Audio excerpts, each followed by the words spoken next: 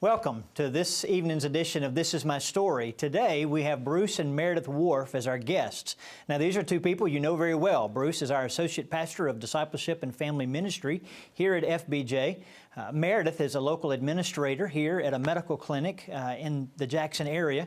But you also see her oftentimes on Sunday playing the keyboard in the praise band. And so we're excited to have them here telling us their story, not only their personal stories and their marriage story, but also a story about adoption. And so let's begin. Bruce, tell us your story of your salvation, how you came to know Christ. Okay. My story begins in a little eastern Kentucky town called Harlan. Yeah. And Mom and Dad really... It starts even before I was born, and kind of a Deuteronomy chapter 6 type of thing of them praying for me, of them expectant for growing in a Christian home, and just raising me. Before I could read or even understand, they were praying with me. We were going through the Bible, and so that was a daily thing. And so always at church on Sunday mornings. I remember some of my very first memories of being at Sunday school and just making some great memories there.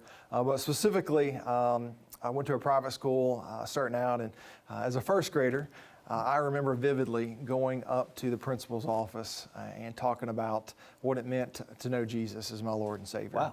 Wow. I recall everyone that's in the room to this very day and praying that prayer and going forward with my Christian walk. And of course, as an early age, there's a lot of stories still to go and learning about what God was going to teach me and mold my gifts and different things. And a big believer that, God takes your present and prepares you for your future. Right. And so over the years and even the months to come as I grew, super duper involved with sports. Yeah. Love sports. My family very involved in coaching basketball and playing college basketball. And so being from Kentucky, that's also a big part of the story is basketball. But God was, he was always, my family made sure that we were at the church, Sundays and Wednesdays, and just how they made his story, God's story, the main central part of my life. And I'm forever grateful for that, even though the ups and downs, and no matter, and we'll get to our story in a little bit of highs and lows, but he's been the constant, and I'm really grateful for them making that part of my life. Awesome. Meredith, how about you? Yeah, and a lot, much like yours, my story, I'm just, so blessed to have been born into a home where my parents were very, involved in not only the community, but in church. And it was just a part of what we did. We're church people. We were always in the building. We were, I remember early ages of them praying for me. I, read notes later when I was an adult of things that both of them had written, as I was a child and growing. And, I guess my salvation experience is in elementary school, at Vacation Bible School. I remember very distinctly that's when I asked Jesus into my heart.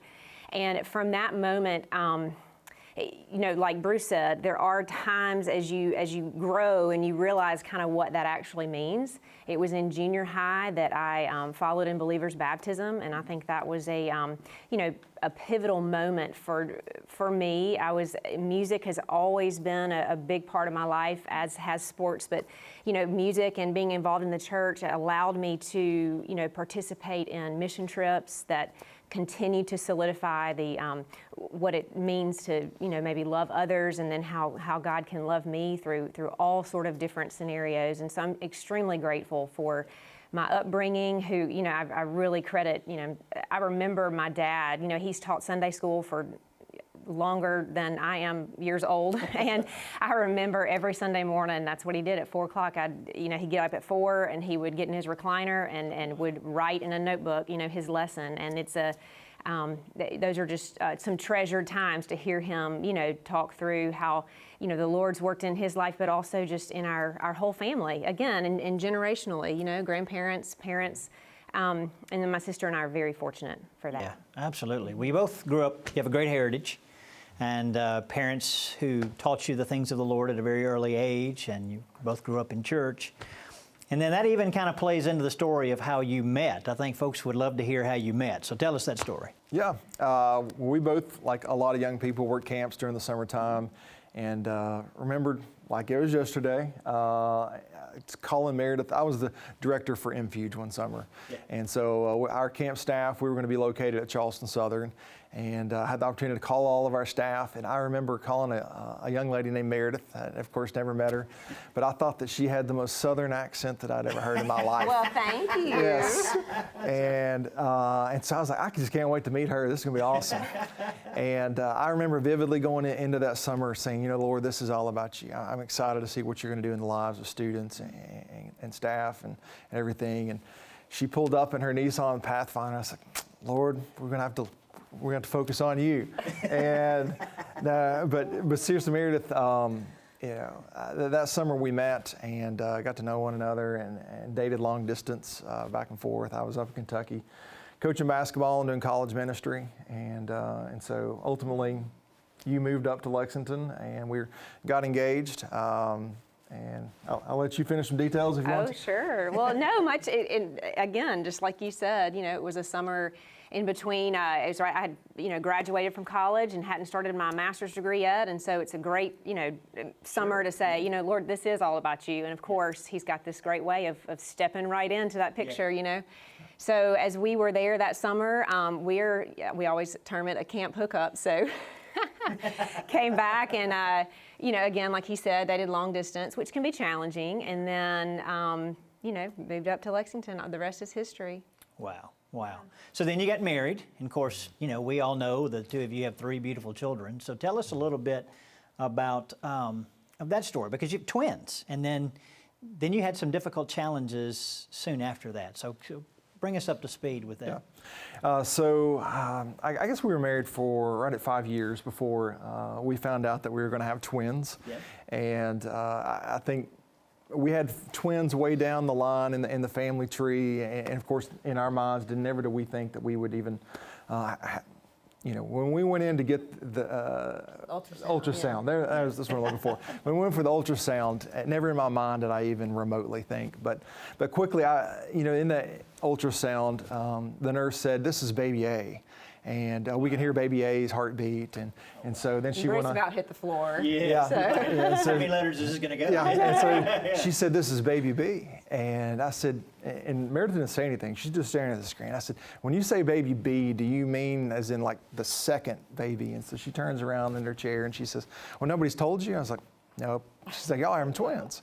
Wow. And so that's how we found out that we were having twins, and just so blessed, and born. They're about to be 10 years old this coming.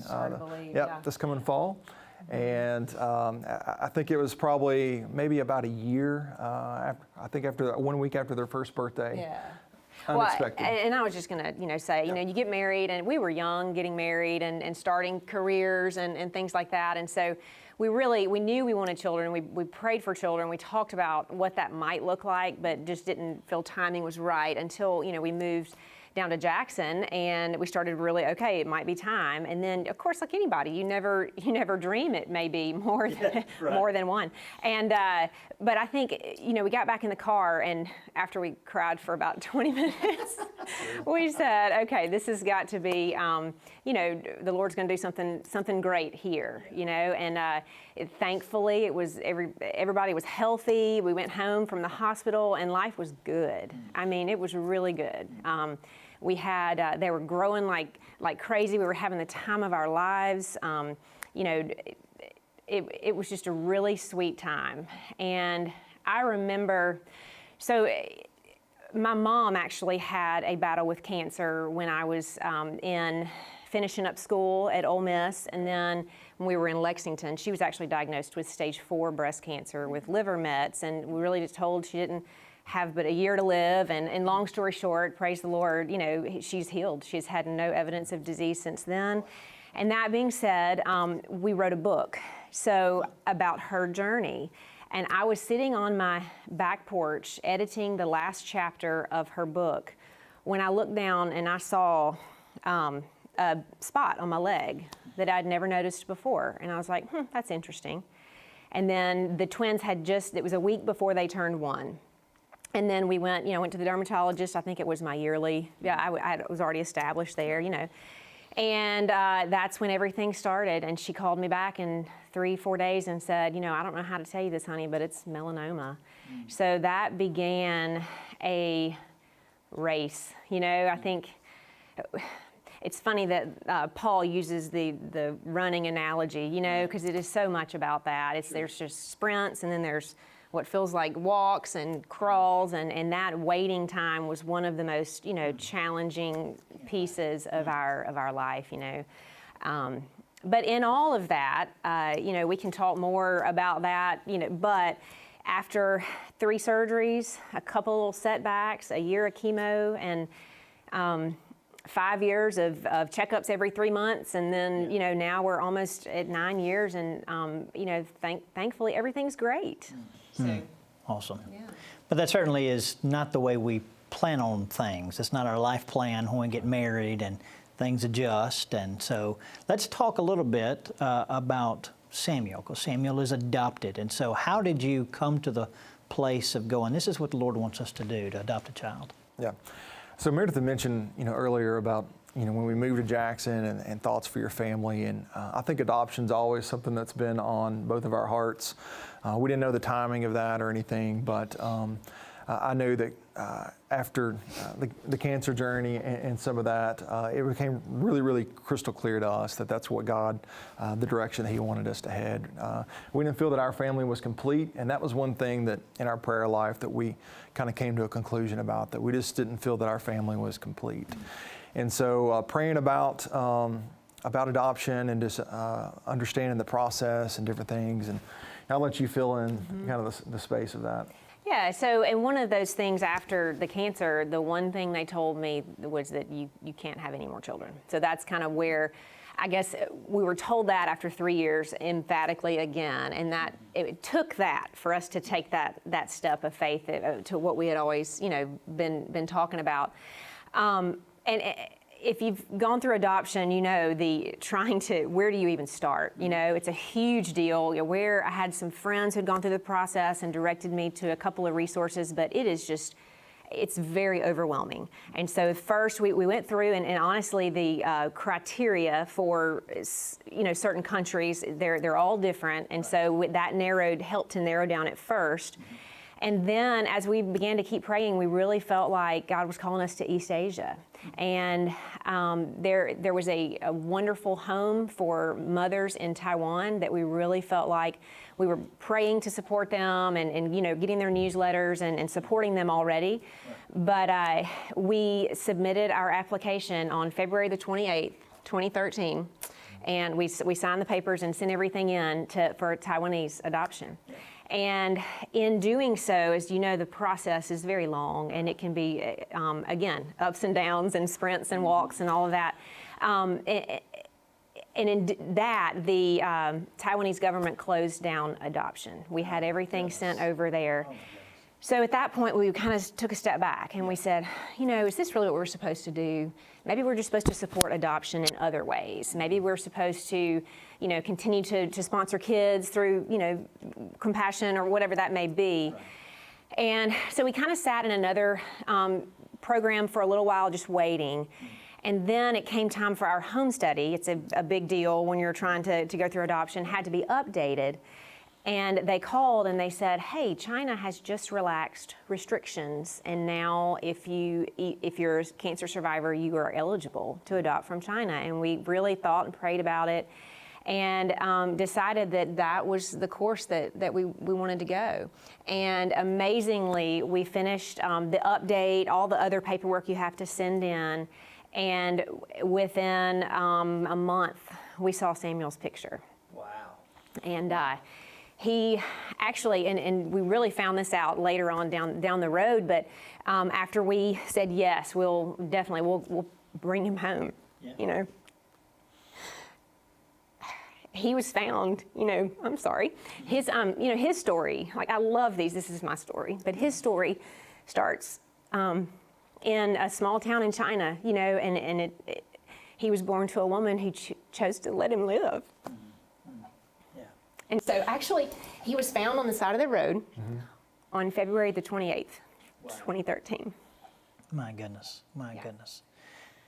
Well, I know that the adoption process is a difficult thing. There's all sorts of paperwork that has to be done. It's quite expensive to kind of go through all of that. It's a huge sacrifice for a family to make. Absolutely worth the sacrifice, but it's a huge sacrifice to make in order to be able to do that.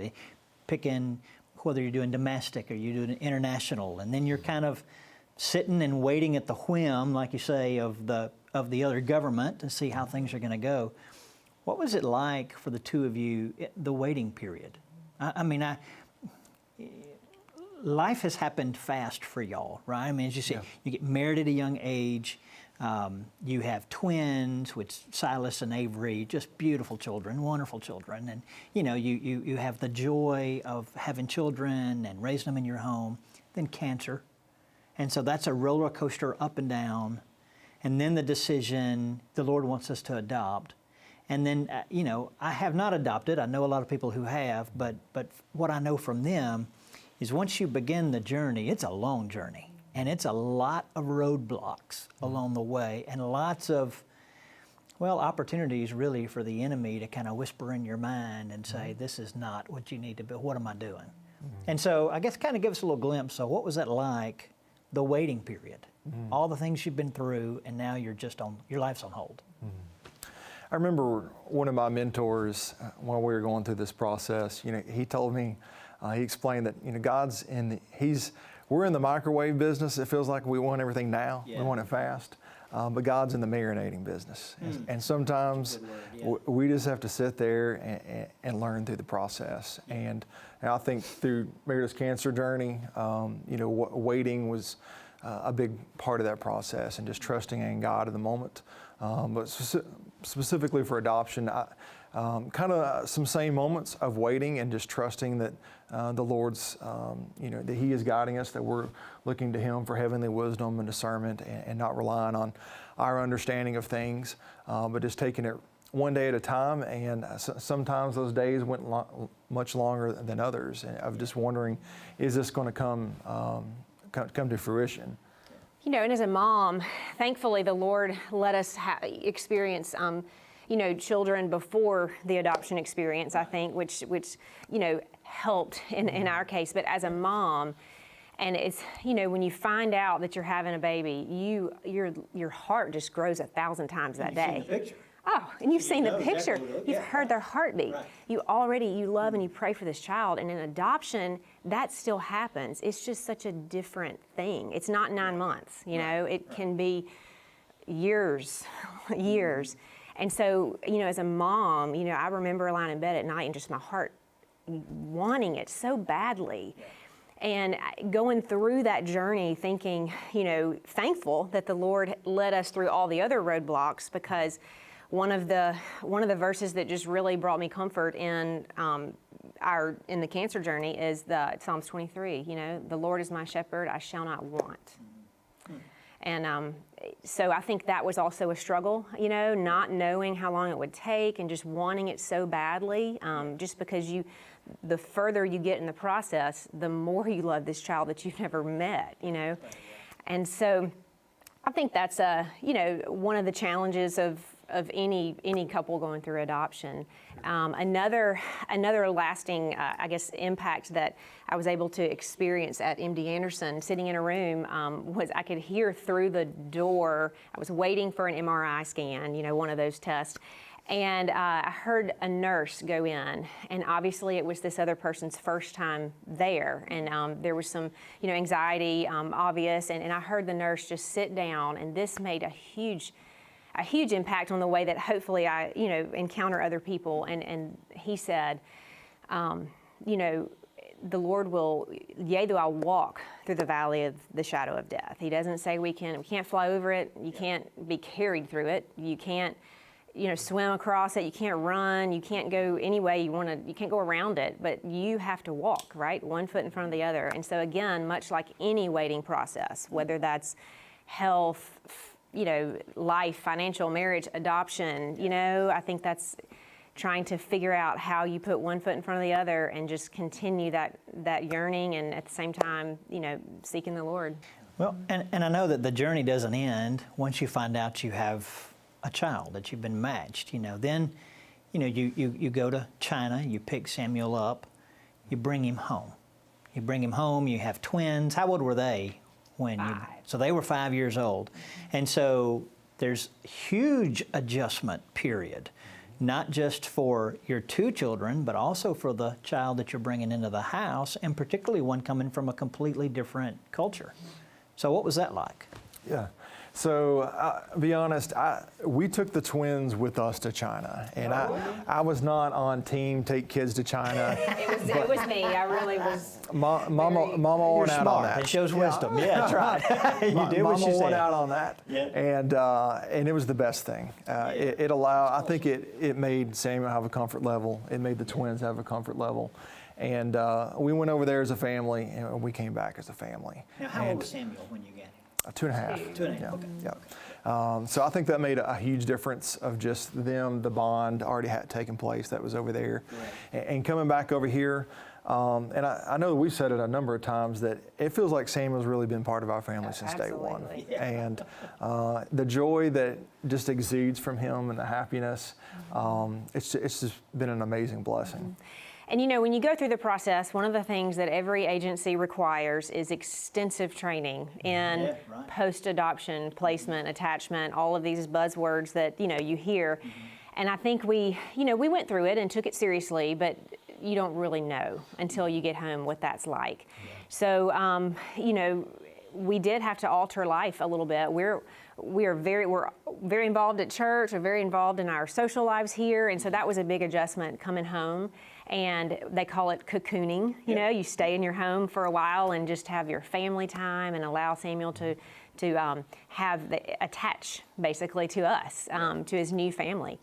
And it really, thankfully, went like the book said it could go, which is fantastic. Yeah. But there were definitely ups and downs. I mean,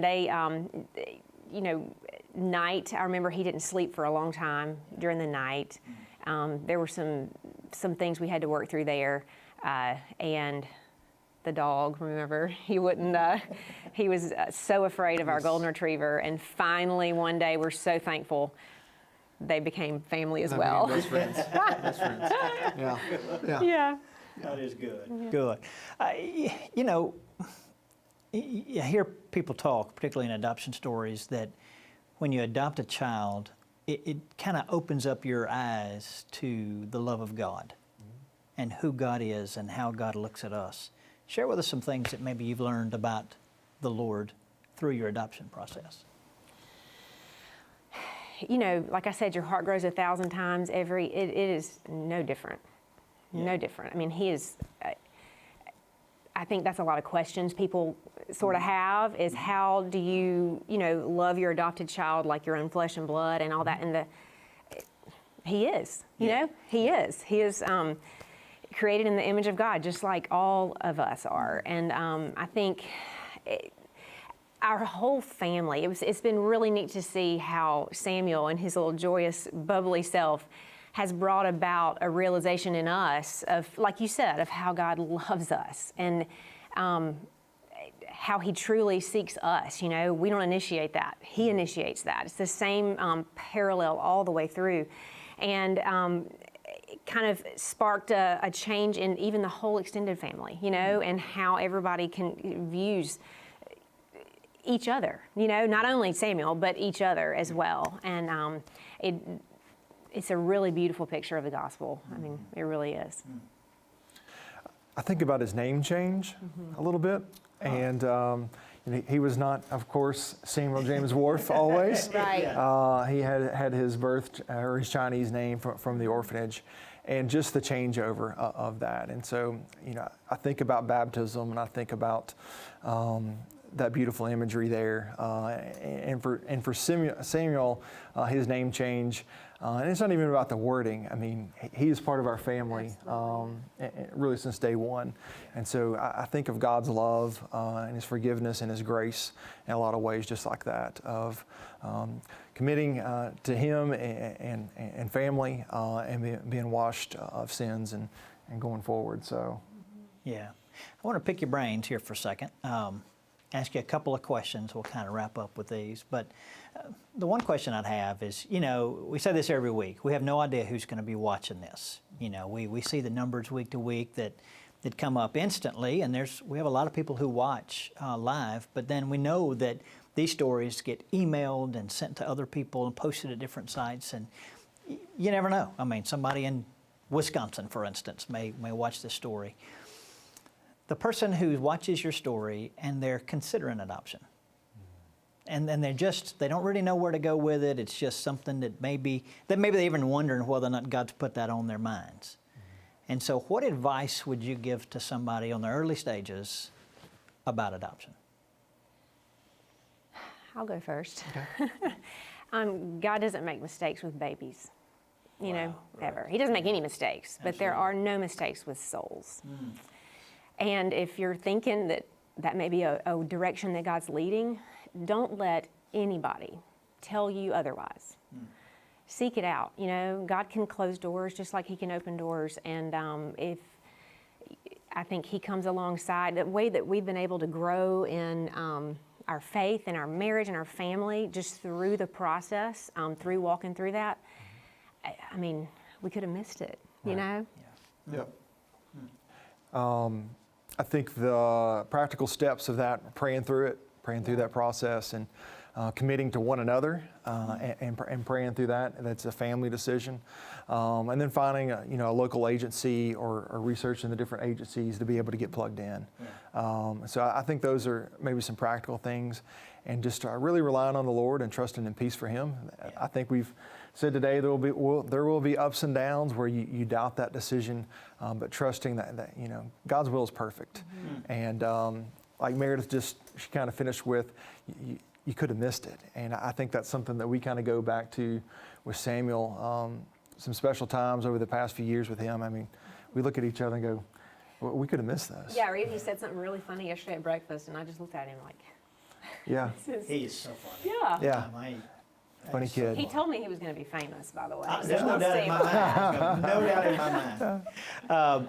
One final question, and you kind of hit on it when you talked about God's will. You hear your story, and you look at the bigger picture. I know that the cancer news was a devastating blow, right? And the whole process of that was incredibly difficult. But now, and life always seems to be much more clear in the rearview mirror than in the windshield, as we like to say. Looking back, how God worked in your life, even through difficult circumstances, to bring your family together the way your family is right now. So just the sovereignty of God, God's will for your life. So for the person who's watching, who's going through, maybe it's not cancer, maybe it's just another difficult experience. You went through a difficult experience never knowing that you were going to be sitting here today having this discussion and talking about this incredible child that the Lord gave you from China. But that was kind of the beginning part of that journey.